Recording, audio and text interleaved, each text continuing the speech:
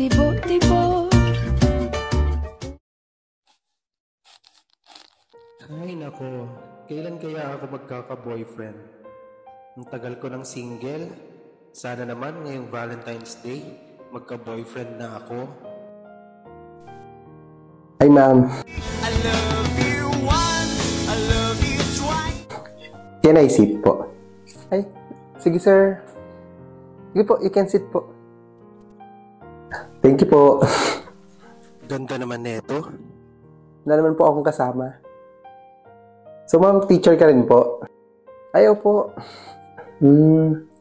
Dito lang din po ako. Malapit lang. In fairness ha, pogi siya. Diyan lang po. Diyan lang din ako, ma'am. Bago lang ako. So, nag-drop by lang. Coffee. Ganda talaga neto. May boyfriend kaya to? Nakakaya naman itanong. Pogi, tapos bago lang. Siguro wala pang loan to.